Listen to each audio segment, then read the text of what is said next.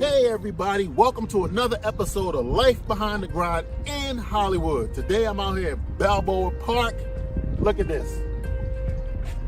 Beautiful. So guess what? We're meeting my man, Mccoy Skinner. He is an amazing, you know what? I'm not even going to tell you. I'm just going to show you. So enjoy today's episode. Let me know what you think. Subscribe, hit me up, enjoy. Sit down, Virgil.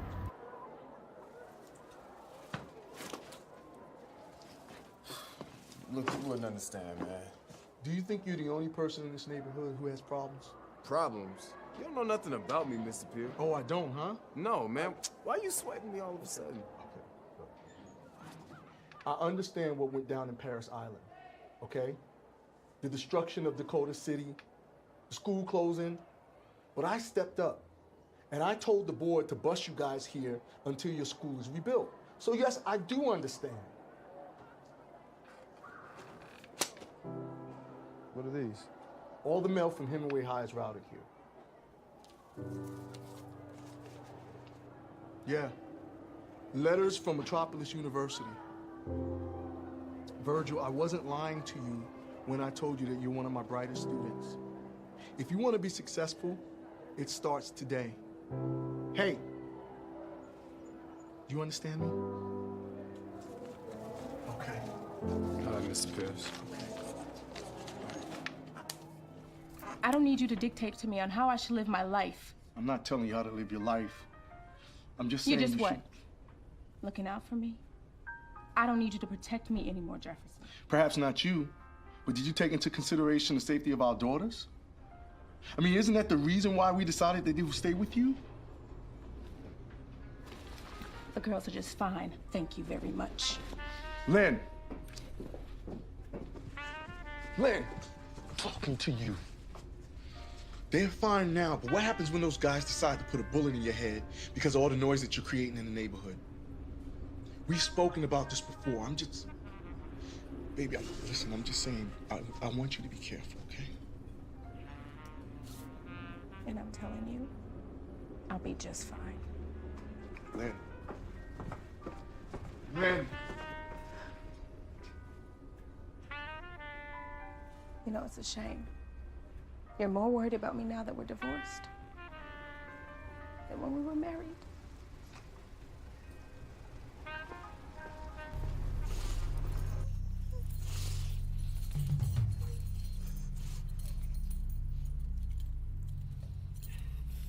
I'll ask you one more time, boy.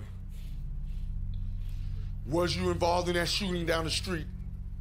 Oh? You did it! You did it, didn't you? You shot that boy! Yeah, I did it! Yeah, I did it! So what? You gonna hit me again? Huh? You gonna hit me? My God. You got the devil in you, boy, but I'm gonna beat him out of you! No! That's all you ever do! That's all you ever do! That's all you ever do is hit me! I skipped church, you hit me! I don't clean up my room, you hit me! I come home late, you hit me! I killed him. So what you gonna do? You gonna kill me? You know what? I don't even care no more. You can beat and bully me all you want. I ain't afraid of you no more. You're my brother and my daddy. My father died a long time ago. I raised you, boy. Both of you. You killed somebody.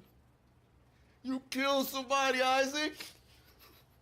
You took that boy away from his family and his mother just like they did with us with Mom and Dad. Been trying to protect you, boy. Keep you from out them damn streets. Yeah. But hey, How does it fit? It's well. It looks good. Here, let's put this on. I resized the couplings in your belt to give you more control of your magnetic field. Unlike your previous suit, every thread in this material has been slightly magnetized, making it easier to ionize the electrons in your surrounding environment. This way you'll have a much more efficient and concentrated electrical discharge.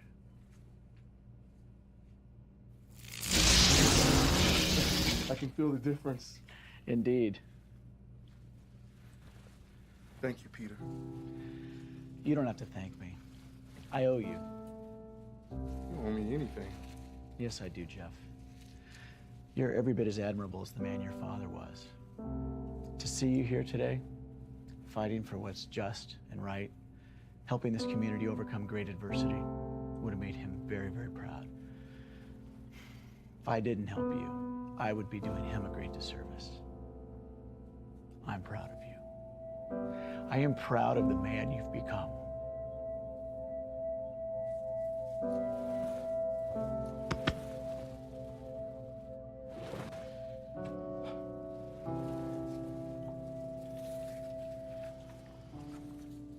Hey, Lightning. Strike with a sound mind. Don't let the past cloud your judgment.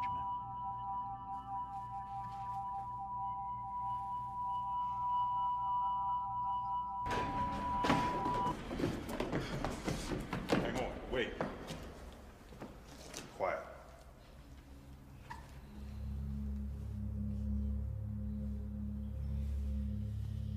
What's that?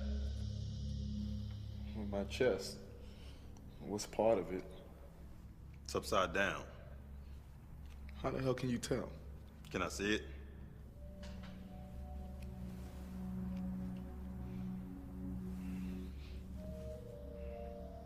Who did this to you? The house mother, her name's Kool-Aid or some shit, I don't know. Kulada? Yeah, that's it. You know her? I know of her. So maybe you can tell me what the fuck is going on in this place. Vampires. Yeah, no kidding. I mean, if they're vampires, why was that one hottie out in the sun today? You mean the one that marked you? Yeah. I mean, she was sucking down blood like the rest of them. How come she didn't blow up or turn it to dust in the sun? She was a recruiter, a familiar. See, vampires use humans to perform certain tasks, like luring in horny teenagers. Yeah, so it's all about Times Square, huh? She was drinking blood. They must have converted her tonight. Did she know you had this tattoo when she marked you? No, man. I mean, she didn't see it until she gave me a private thing. I told you not to accept any private dances, didn't I? Well, anyway, it's like you filled in the gap. What's up? My nizzles, T-Square. How many times we tell you don't call me T-Square? Make me sound like a damn architect. What's up, my folks? nigga? What's going on, What's dog? up, baby? Man, what do we tell you, man? You gotta change your damn name, man. Oh, like y'all all Ja Rule and shit. Fuzzy down. Sound like the label of a damn comforter. Ain't nothing wrong with licorice, though. Oh, unless you're candy ass. Candy ass.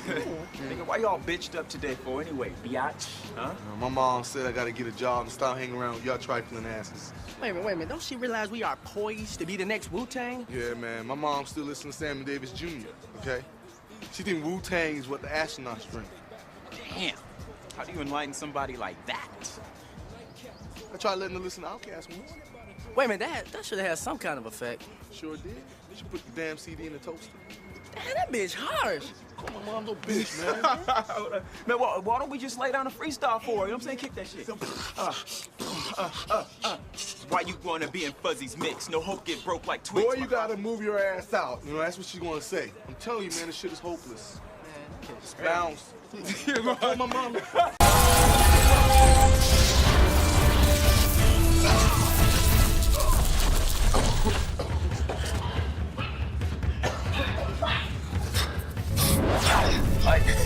Like you use recharge.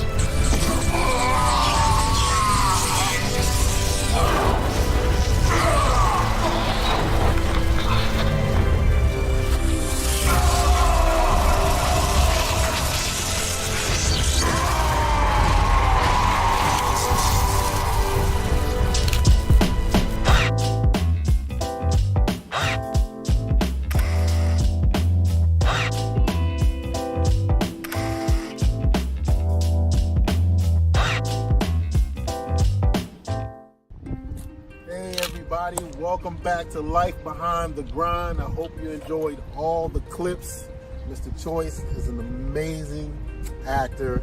He is phenomenal. And we're here today. As you can see, we're outside at Balboa Park. You need to come out here. It's beautiful.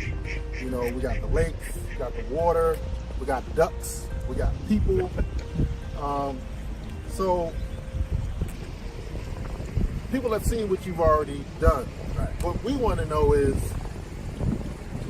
why this road? Why did you choose this path to pursue in your career, in your life? You know, what made you go, okay, this is what I want to do? I think I always knew that being in entertainment was what I wanted.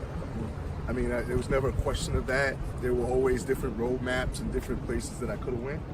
You know, my mom and I talked about me being a lawyer. I talked about me being a computer scientist. What? Know? Yeah, of course. Choice, a lawyer, yeah, computer scientist? Following after family members, you know. Okay. But listen, when it comes to families, they're happy if you're successful making money. Right. They're not happy if you're successful being happy. You see? Wow. So the thing is, for me, at a young age, you know, I have this old picture of me sitting in a chair looking like a little director. You know what I'm saying? It's black and white. And I just caught wind of it about maybe a year ago, 2 years ago. So, you know, one of the things that I've learned is that when you're dealing with finding your path, it's about why you're here. So I always kind of knew why I was here. You know, right. Doing plays and stuff as a little kid. You know, when I was 7, you know what I mean? Having the enjoyment of it, wanting to play as Eric the Red, wanting to play in The Wizard of Oz. Right. So I kind of always knew that that was something I wanted to do. The impracticality when it comes to being a young kid in the project is the issue. You know, how do you do that? You know, when your mom is arguing with you about, no, you can't go to LaGuardia or these school for performing arts. You go to this school, this Tilden High School, it's going to train you to be a lawyer because that's going to make you your money. You know, I think it's a similar thing for football players or athletes. If you have any inclination of athletic ability, you know, that's what you go for. That's going to get you quick money, especially for people of color. You know what I mean? Right. Mm-hmm. So yeah, I mean, I just decided that I was going to be in entertainment. Music was the first thing, and of course, when I moved out here, didn't know that the artist that I was working for was going to go bankrupt. So after that, it was like, all right, what can I do? I'm a martial artist. Let me get into some stunts. Well, I'm not as good as a stuntman as you. The things that you were able to do were incredible and miraculous, but I was good enough to where I decided to get into the acting. Man, hold on. Don't let Choice fool you, because his hands are dangerous. If you get this boy some sticks, a pencil, he will whip your ass with it. Believe me. Yeah. So go ahead. Yeah, anyway, man, you know, I just realized that acting was it. And on that sense, not just the acting, but just the writing, which I had been doing short stories as a kid anyway. Right. And also producing, which helped me understand the game better.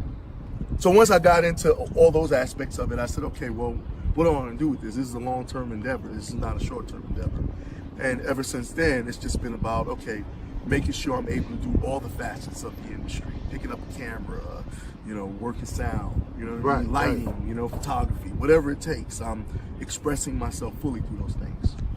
So, he said something earlier. It's funny because he was talking to me, but the thing that stuck in my head is the happiness part, right? So, you know, pursuing his happiness wasn't enough for the people for what he wanted to do. They wanted him to pursue the happiness in money, but not the happiness in his happiness. And I think that's a very important lesson. Like, I just learned that, you know, even though I experienced the same thing he has, but to hear that out loud is my mind has been reblown. The fulfillment of self. Like, I mean, I think we're all on that path of finding who we are, right? Right. You know, as children, you know, we try different things, and as adults, in our 20s, we try different things. High school, we try different things. In the industry, I think in the industry, people get it twisted because they have this objective. They say, okay, I'm going to Hollywood, I want to be an actor. And all of the different pitfalls and all of the different obstacles that come the way. So they quit and they say, okay, I couldn't make it as an actor, but you could have made it as a writer. You could have made it as an editor. You could have made it as a stuntman. You could have made it as a photographer. You could have made it a lot of different ways. The problem becomes this thing of how do I make my money? You see. Right. And so that's why when I preach to my actors and anybody that I come across now, I'm like, yo, your money is in you. Because you can do anything to make money. But if you're making money and you're not fulfilling yourself and you're not happy, or if you're not even content, like, yo, okay, I'm gonna do this for however long before something else comes along. The understanding of the correlation between you and artistry is how you gotta make that bridge, man. I think that's the key. Yeah. I think I just want to reiterate, to my audience out there. I know I said Choice is a phenom of an actor, but I'm gonna take that back. As a creative entity, he's a phenom. Thank you. Because he teaches lessons, and also a lot of us, as actors in Hollywood, go to Choice. And we learn how to not only better ourselves as actors, but as people. So, we say sometimes we're an actor, but he's an all-around creative entity, whether it's filmmaking or just dealing with people as a whole. And that in itself is also a grind. The grind doesn't always mean you're shoveling shit or waiting tables. It also, can pertain in the field that you're in. Yeah. So, right? Yeah, absolutely. Listen, mentioning the name, the grind, two opposing forces causing friction. Causing friction. Now that friction can be a lot of different things. That friction can be painful. That friction can be easy. It can be something that creates a fire. You know what I mean? That the grind is a thing that eventually you graduate into just basically working. You just say, okay, listen, I'm on this grind. I've been on this grind for years, right? Mm-hmm. I've been grinding. I'm out here grinding. Well, eventually you graduate to you just working. The grind is always going to be there. That's always, like I said, two opposing forces causing friction. Right. The grind is always going to be there. You walk into a room as a content creator of color. There's already a grind there. Right. You know what I'm saying? There's already a opposing force. Right. Whether it's yourself not knowing whether you can do it or not, or whether it's people inside the group that you're working with, or it's the person across from the table that's ready to say no rather than say yes. You know what I mean? Because when you look at the content that we've created throughout the years, I even still remember, your story about the book of what is it? The book of The Holy Book of the God? Holy Book of God. Oh, yes. And the ideas of what you're capable of coming together and bringing together from some ideas like that. I'd love to see that. Why are we rehashing old content? Why are we going back and bringing movies that have already been done 100 times over? 100 times over. Let's see some fresh new ideas. Let's see some stuff that'll make people think. Right. You see? Let's be inspirational in our content. So the grind is always there. It's always there. I believe that there's another level that you move to where you say, okay, I'm gonna have to grind. I ain't worried about that, but I'm gonna do this work over here. And the work is whatever is within your constraints. It's, because listen, we can all say, oh, you have to think positive, right? That's everybody. You gotta think positive. Hey, you gotta have this ideology of that you can do it. I mean, a lot of cats played in football and they ended up working on the assembly line, or they ended up selling insurance or selling houses. Right. They did the football thing, but eventually they moved to something else. So that grind is always there. So as you know, and as the audience knows, the show is called Life Behind the Grind in Hollywood. It really, like you said, the opposing forces creating friction. There really is a lot of friction in Hollywood. It really is a grind, and it really is life behind the grind in Hollywood. Yeah. And me and Choice go way back. I'm blessed because I got to work with him, and I saw him in action as an actor, and I'm like, this man is amazing. So at the time that we worked on the movie together, I hadn't perfected the art of acting. So what he didn't know, I was actually taking a lot of my, my cues watching him, because Choice would be like in the moment, like he's one of them in the moment. So I'm like, wow, dude is bad. Like, okay, I'm gonna have to follow his lead. So here we are today. You know, as I stated earlier, now Choice he's teaching actors to be actors. He's teaching actors to be better people, to be better filmmakers, to be just better creative entities, while he is still pursuing Hollywood himself. And he's also directed now, haven't you? Yeah. I did my first feature, Wingman Inc., which was a comedy. Cast and crew of 90 people. Lionsgate picked it up, you know, and so it's still out there if you can find it. And then I went through a vast array of different shorts. My first foray into directing was Brotherly Love back in 2011 when I created it. 2012 was a festival run, won a lot of awards. It helped me to understand that I could do it. You know, and at that time, people were always saying, well, you know, how does it feel directing and acting at the same time? It's like, I'll never do it again. It's so much work. I don't think I can do it. And I ended up winning an award for acting, which blew my mind because I was just like, yo, I was just focused on making sure I get the shots, making sure the other actors are right. They, to me, did a better job, in my opinion, but people were like, you were amazing, and I'm like, really? Wow, it's hard for me to see that, but because I had so much going on. And then, transformed years later, I'm working on Black Lightning, Tobias's Revenge, and I'm starring in that. And I'm like, what am I doing? I wanted to be a superhero. Listen, he pumps me up, but Chyna was in one of the greatest films of all time. I got this movie on DVD, I got this movie on Blu-ray twice. And it's The Matrix, and it's 20 years later. 20 years later. It was hard work, but it was fun. July will be 20 years later of the release of The Matrix. And so for me, it's like, okay, look, I ain't never played a superhero. You know what I'm saying? Right. Like, my martial arts on screen has been limited. I've done some things, but I've never done anything major. So I want to be a superhero. And then came the birth of Black Lightning because it was a thing of, like, I got to find a character that everybody ain't doing. Because if you do something everybody's doing, like if you do Blade or something like that, everybody's did the fan films for that. So they compare you to the other cats. And I was like, nah, I'm going to come out, I'm going to be original with it, I'm going to do it. And then the CW, a year later, after we started on ours, came with theirs. And so we were told by a publicist, like, get it out, no matter what you do, get it out before them, and make sure you do it well. And so we dropped the first part of it. Everybody loved it. We did a festival circuit on the whole film. Second part dropped on the internet. Everybody loved that. Blew them away. And I'm happy. People always ask, well, what came from that? Like, you got meetings and stuff like that. It was amazing. This and that. Like, nah, ain't nothing come from it. But the gratification of me being in it, being a superhero, and the gratification of putting all my students in it, and that we did it. A lot came from that, though. Like, I don't know if the audience, I'm sorry, CW, but when your trailer for Black Lightning came out, I'm just going to say it was not, no.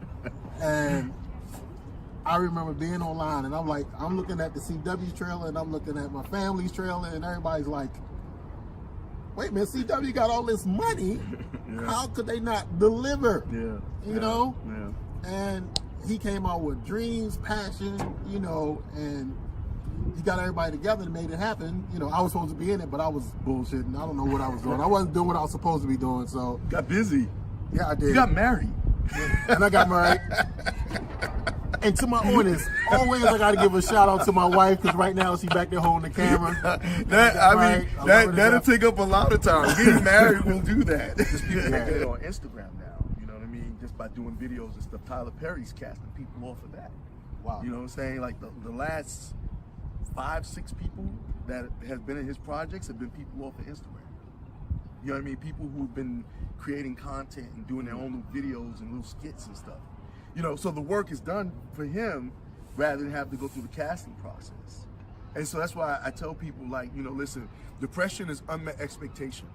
It's like we set these expectations on what we feel we should be able to accomplish. I think for men it's worse than it is for women. Women, birthdays come around, they be like, girl, I'm gonna celebrate this whole month. Say I'm doing this, I'm doing that, I'm going to Cancun, I'm doing, guys, we go, man, I thought I'd be so much further in my life. I thought I'd be able to accomplish this and that. And I had to stop doing that because I said, okay, well, listen, I stopped celebrating birthdays, period. because those milestones put pressure on you. Because you be like, all right, by my 40th birthday, I'm gonna do this. And it's like, that may not be what God got in store for you. Right. You may have to spend 6 months in the hospital. So that cuts into 6 months of the work you've been putting in. What I started saying was, you know, depression is unmet expectation. What you want to do is stop having so many expectations. Just do your work. Just do your work. Like, you know, you have a day that's off. If you want to enjoy this day off, do that. But if you got a moment where you can go and make something happen, then do that. And don't expect anything from it. It's like Van Gogh painting didn't know that he was going to have paintings that were going to sell in the millions. Sure. We have to get back to understanding that. But, you know, we're in a business, just like you said, life on the grind, where it's a thing of now, it's not about your talent anymore. It's not about who's the most talented. It's about who's willing to work the hardest. You know, going back to that Will Smith analogy. So I just, you know, the dog that's burying his bone, man, you know, until he buries it, you know, and walks off. Walks off. You know, so yeah.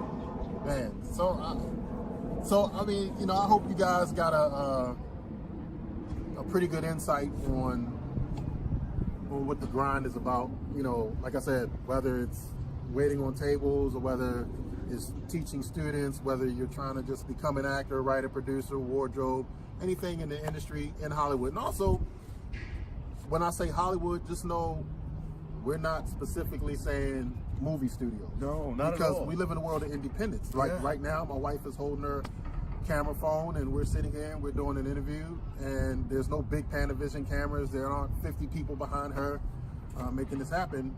But this is still part of the Hollywood system, so to speak, because it's still media.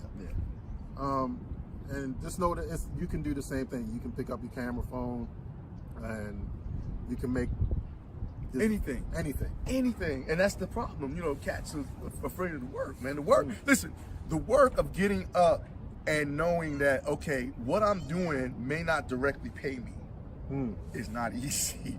That's not easy. You know, like, okay, so with Black Lightning, everybody that was a part of it, nobody got paid. We came out of our own pocket. So it's like, all right, well, how do you benefit from it? In fact, I'm using another IP that's not mine. So I can't sell it in the end. But how do I benefit from it? Well, now I have a calling card where I can say, look, I did this. I'm actually using it to get, you know, some kind of representation for me as a director, because I feel like, okay, I can always act. I just did a project this weekend. You see what I'm saying? So if someone has a project that I like and I'm respectful of and I appreciate it, no problem. I don't even have to get paid. You know what I mean? Feed me, but I ain't got to get paid, right? As long as they have an agenda on what they're going to do with it as far as what their objective is, you see? But the work, man, you know, when you look at the amount of work that goes into sitting behind a computer, cutting the edit, putting it up, you know what I'm saying? Oh, you know, the internet stopped, I got to do it again, you know, oh, I got to wait for this thing to render, oh, you know, you know. Rendering time. Yeah, it's a thing of saying that you're doing your work to be able to do your work. Right. And things are so much more easier than what they used to be. Yeah. I think about, like, when I say, you know, once again, I like talking to my audience too. When I say life behind the grind in Hollywood, it's like I'm coming from a mentality of, whew, if they only knew how the grind was before the new grind. Yeah. Like you said, Tyler Perry just saw some stuff on Instagram, was like, okay, you got a job. Yeah, call her in, yeah. Where we had to go through agents, managers, entertainment lawyers, just to even try to set up a conversation. How about, oh, so you're an actor who wants to write this and direct this? Yeah. Oh! Stay in your lane. You just focus on one thing. You're an actor. Or you want to be a writer, sell it to me. Or if you're a stunt man and you want to be an actor, you want to be a what? Yeah. No, just take falls. Yeah, just take falls, like an actor. Now you got guys who were stunt guys who are second unit or move from second unit to first unit, and they become directors, and it's insane to see all of the changes, but that started giving me hope, man. Yeah. I want to give a shout out real quick to Chad Stahelski, because we started on The Matrix together, and Chad is an extreme example of He was a stunt. I used to always try to talk Chad into getting in front of the camera because, hey, dude, you got a good look. You know, he was Keanu's stunt double. I'm like, dude, you got a good look. He said, Chad never wanted to get in front of the camera, man.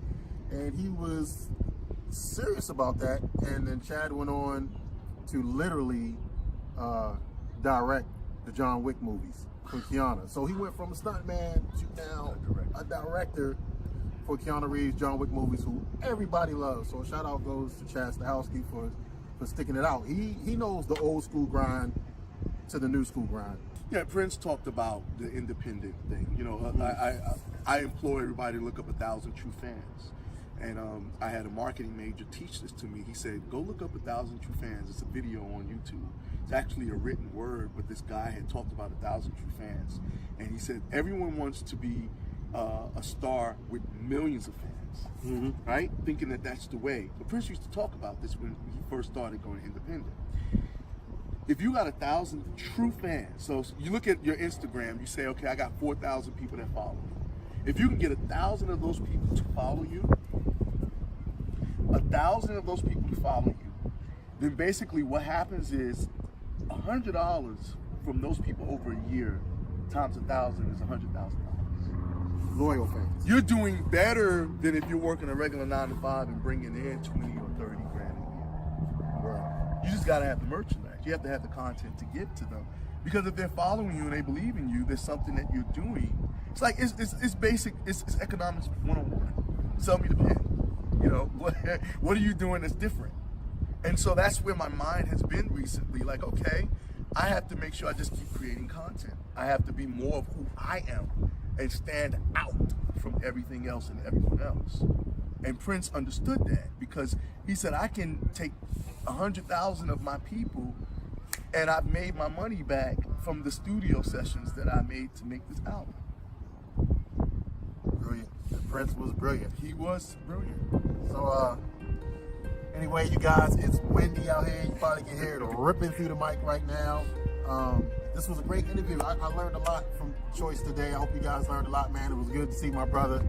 I congratulate my wife. I know she is freezing her ass off behind the camera. But still beautiful. So we're going to wrap it up here with Mr. Choice Skinner.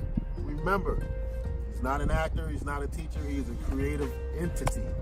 And I think we should get used to using that word. Yeah, well, you're truck and I'm Times Square, so. So, you know, at the end of every episode, I always like to do this. So, give me the camera, baby. Come over here, get up in here with us. Come on, get up here. This is my baby, this is my wife. So beautiful, this is all of us.